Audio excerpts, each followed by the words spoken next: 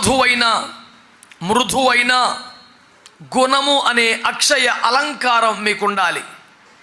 ఇది దేవుని దృష్టికి మిగుల విలువగలిగింది అన్నాడు. అంటే దేవుని దృష్టిలో విలువైనది.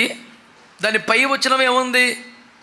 వెండి బంగారముల వంటి వెలుపటి ఆభరణములతో వస్తువులతో మిమ్మల్ని అలంకరించుకోవద్దు, కానీ సాధువైన మృదువైన గుణమనే అక్షయ అలంకారాలు మీకు అలంకారాలుగా ఉండాలి అన్నాడు.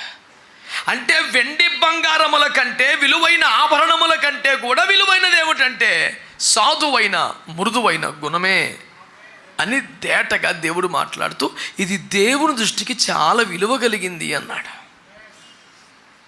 ప్రియులారా, ఇప్పుడు వాక్యాన్ని గౌరవించే వాళ్ళమైతే, దేవుని మనస్సు ప్రకారం మనము ఆలోచించే వాళ్ళమైతే, దేవుని దృష్టికి ఏది విలువైనదో అదే నా దృష్టికి కూడా విలువైనది అనే భావం కలిగిన వాళ్ళమైతే